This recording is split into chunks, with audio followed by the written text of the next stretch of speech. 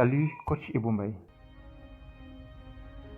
Dans une entreprise, la situation était devenue difficile. Les comptes étaient dans le rouge, les salariés démotivés. Il était devenu urgent de réagir pour inverser la vapeur.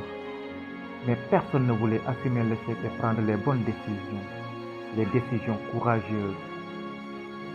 Au contraire, le personnel réclamait des changements, testait contre la direction et prétendait que, de toute manière, il n'y avait pas de perspective de progrès pour l'entreprise. Un jour, alors que tous les collaborateurs arrivaient au travail, on installa un grand panneau sur lequel était écrit: Hier, l'homme qui était responsable de la suite de votre entreprise est décédé.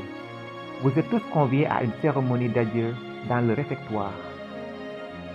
Au début, tous les salariés furent attristés par l'annonce de la mort de cet homme. Mais avec le temps, le sentiment de curiosité prit le dessus sur le chagrin et ils voulurent tous savoir qui était le responsable de leurs soucis professionnels. L'agitation dans le réfectoire était si grande qu'il fallut appeler la sécurité pour organiser une file d'attente.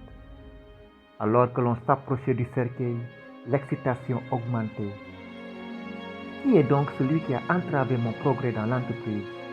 Se demandait-on. Encore heureux qu'il soit mort. Un à un, les salariés agités s'approchèrent de la dépouille, faisant mine d'être touchés au plus profond de leur âme. Mais que trouvèrent-ils dans ce cercueil? Rien d'autre qu'un miroir. Il n'existe qu'une seule personne capable de limiter votre ascension dans la vie. C'est vous-même. Vous seul pouvez opérer une révolution dans votre existence, vous faire citer ou vous aider. C'est en votre fort intérieur que vous pouvez puiser l'énergie nécessaire pour être le propre artiste de votre création. Tout le reste n'est que justification stérile.